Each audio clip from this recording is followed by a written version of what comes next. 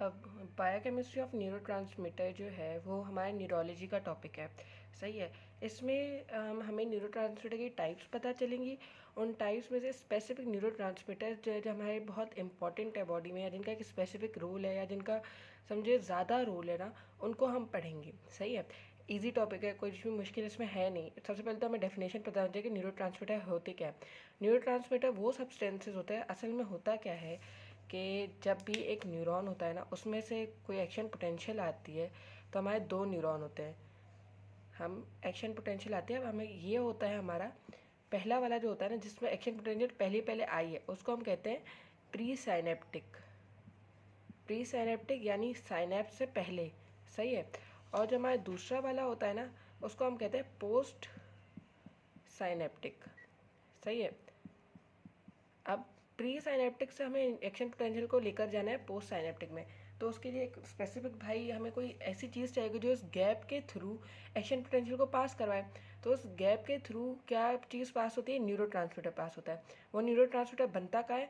वो neuro transmitter बनता है हमारा इसके अंदर प्री साइनेप्टिक। वो न्यूरो ट्रांसमीटर हमारा बनता है प्री साइनेप्टिक न्यूरॉन के अंदर। सही है। तो हमारा ऐसा सब्सटेंस जो प्री साइनेप्टिक न्यूरॉन के अंदर बन रहा है, सही है, और उसके बाद पोस्ट साइनेप्टिक न्यूरॉन के अंदर जा रहा है to transfer the action potential, हम ऐसे सब्सटेंस को न्यूरो ट्रांसमीटर कहते हैं। सही है। जैसे मैंने यहाँ पे लिखा है, substances that are produced by neurons specifically presynaptic neuron stored in synapsis. Synapsis वो एक समझे एक वैक्यूल होती है, उसके अंदर समझे स्टोर हुआ है, and release into synaptic cleft. Synaptic cleft जिसके बीच में गैप था ना प्री और पोस्ट साइनेप्टिक न्यूरॉन के, उसको हम साइनेप्टिक क्लेव कहते हैं।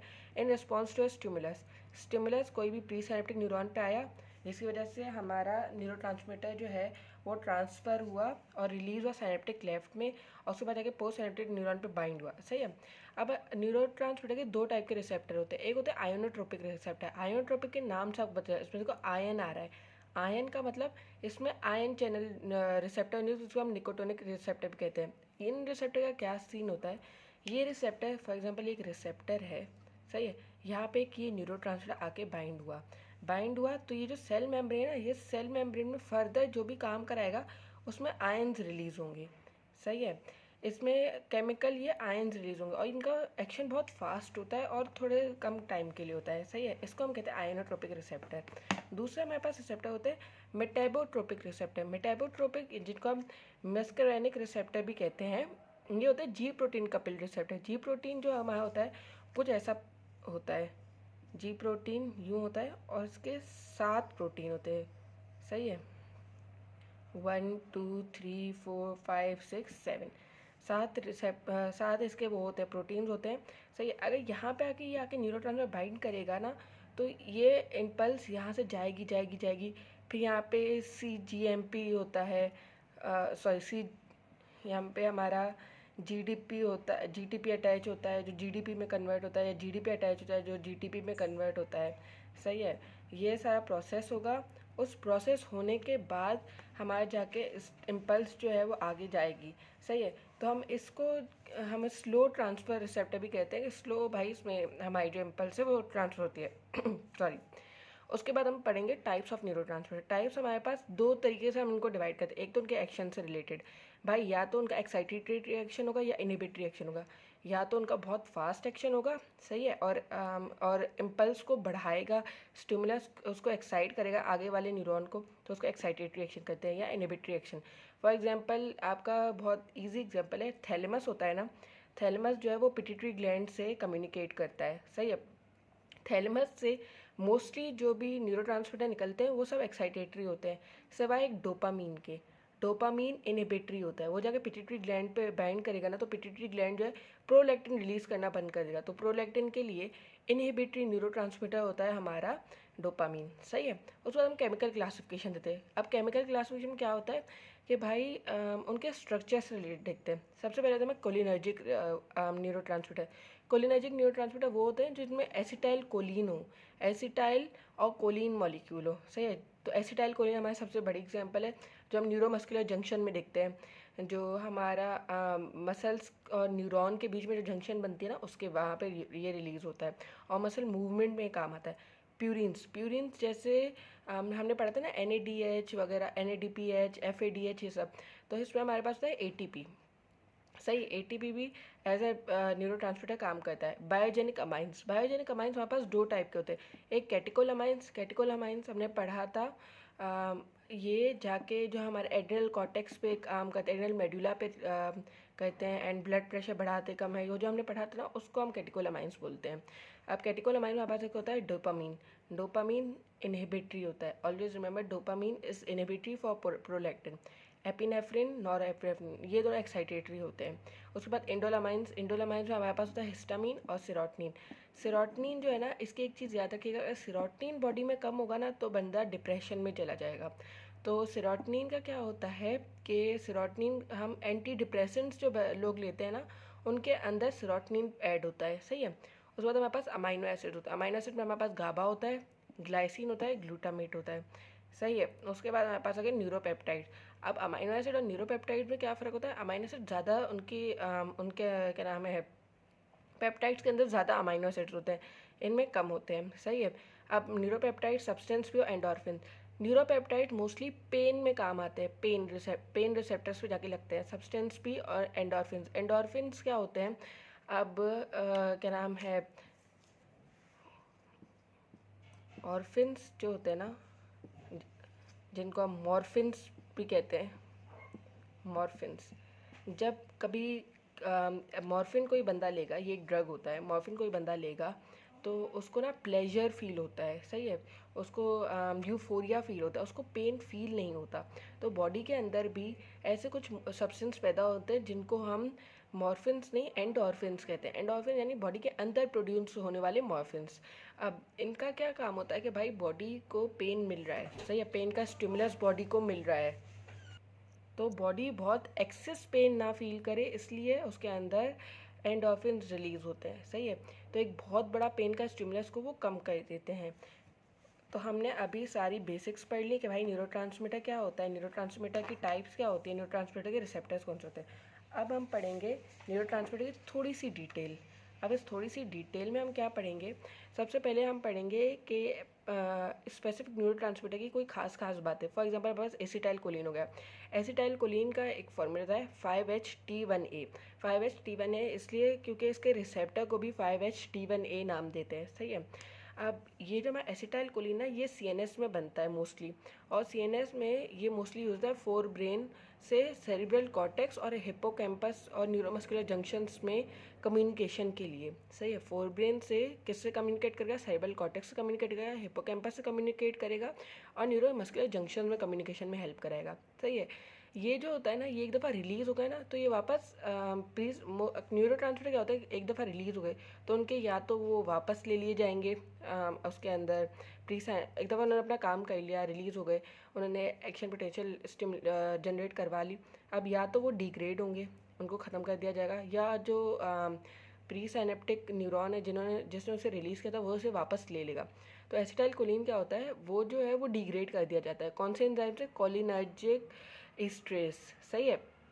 और ये बनता किससे, एसिटाइल कोलिन, कोलिन से, सही है। और ये जो है इसके मेन फंक्शंस क्या है, ये अराउजल में, अटेंशन में, मेमोरी में और मोटिवेशन में काम कराता है।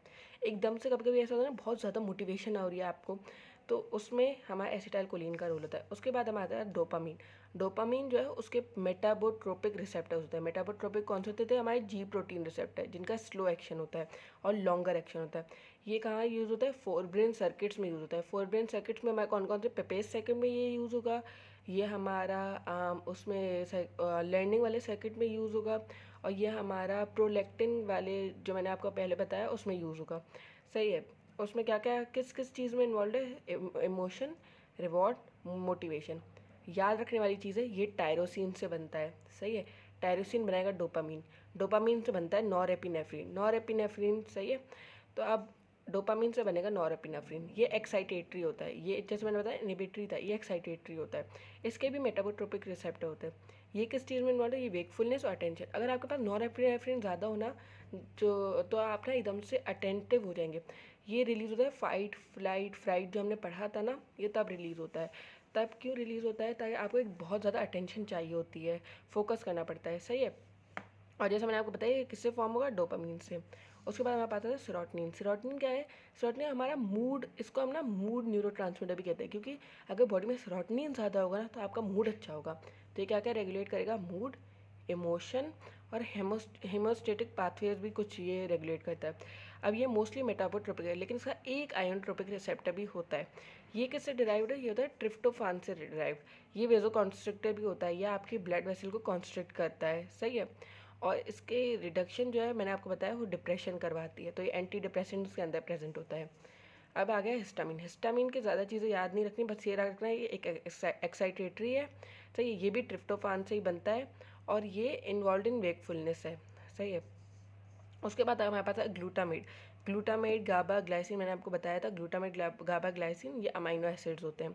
इनमें क्या होता है? ये मोस्ट कॉमन एक्साइटेटरी न्यूरोट्रांसमीटर। आपके ब्रेन में जो मोस्टली एक्साइटेटरी इम्पल्स जो है वो आगे पीछे हो रही है ना, उनमें ग्लूटामेट ही मोस्टली यूज़ होगा, सही है। और ब्रेन में अगर जो मेजर जो इनहिबिटरी न्यूरोट्रांसमीटर है वो है गाबा।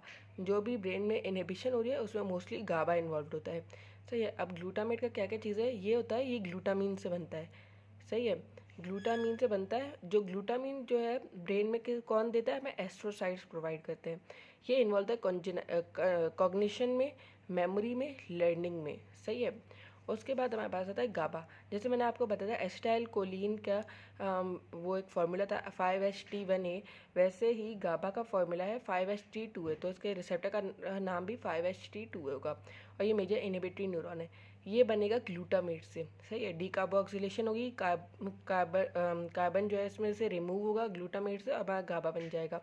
अब ये रेगुलेट क्या करेगा? ये एंजाइटी, ईटिंग और स्लीप डिसऑर्डर रेगुलेट करेगा। अगर गाबा जो है ना वो कम होगा ब्रेन में, तो ब्रेन ओवर एक्साइटेड हो जाएगा, और ओवर एक्साइटेड की वजह से ना बहुत ज़्यादा इम्पल्सेस जनरेट होंगी, जिसकी वजह से आपको जो फिट्स, जो पेशेंट्स को पड़ रहे थे ना, फिट्स पड़ रहे हो गए और एकदम से बहुत ज़्यादा शेकिंग हो रही है, ये सब हो रहा है। ये सब एपिलेप्सी के जो साइंस है ना, ये गाबा की डिक्रीज की वजह से होते हैं, सही है। उसके बाद ग्लाइसिन आ गया। ग्लाइसिन के आयोनोट्रोपिक रिसेप्टर होता है और ये इनहिबिटरी होता है, और इससे ज़्यादा ना आपको इसकी जानना भी नहीं है। बाकी रह गया प्यूरिन। प्यूरिन जो है को ट्रांसमीटर है। को ट्रांसमीटर मतलब एक ट्रांसमीटर का उसके साथ काम। प्यूरिन जो है वो है को ट्रांसमीटर। को ट्रांसमीटर मतलब इसके अंदर एक ट्रांसमीटर है वो काम कर रहा होगा, उसके साथ ही प्यूरिन काम कर रहा होगा, सही है। अब प्यूरिन के दो टाइप के रिस्पॉन्स होते हैं, या तो ये प्रोड्यूस करेगा फास्ट रिस्पॉन्स या स्लो रिस्पॉन्स, सही है। और इसका जो है ये कैल्शियम इनफ्लक्स प्रोवाइड कराता है। कैल्शियम इनफ्लक्स यानी अगर ये जाके ना एस्ट्रोसाइट पे बाइंड करेगा ना, तो उसके बाद एस्ट्रोसाइट के कैल्शियम चैनल्स ओपन हो जाएंगे और वो कैल्शियम उसके अंदर मूव करेगा। जब कैल्शियम की क्वांटिटी ज़्यादा हो जाती है तो हमारा वो क्या नाम है, एक्शन पोटेंशियल स्टिमुलेट होती है, सही है। और ये प्रोवोक करता है पेन सेंसेशन। पेन सेंसेशन यानी जब प्यूरिन ज़्यादा होगा तो हमारे पेन सिग्नल जो है ट्रांसफ़र होंगे एक जगह से दूसरी जगह, और मोस्टली ब्रेन तक। उसके बाद हमारा न्यूरोपेप्टाइड। न्यूरोपेप्टाइड मैंने आपको बताया था कौन कौन से थे, सब्सटेंस पी और एंडोर्फिन्स। न्यूरोपेप्टाइड्स इन्वॉल्व होते हैं पेन परसेप्शन एंड मॉड्यूलेशन और न्यूरल रिस्पॉन्स टू स्ट्रेस, यानी पेन को चेक करेंगे, उसको समझेंगे कहाँ से आ रहा है, किस चीज़ से आ रहा है, क्यों हो रहा है, और उस सब में ये इन्वॉल्व होंगे न्यूरोपेप्टाइड, सही है। अगर स्ट्रेस हो रहा है तो क्यों हो रहा है, किस चीज़ की वजह से हो रहा है, इसको भी वो चेक करेंगे। तो ये हमारे सारे थे न्यूरोट्रांसमीटर्स की बायोकेमिस्ट्री। इससे ज़्यादा आपको जानने की इसमें ज़रूरत है नहीं।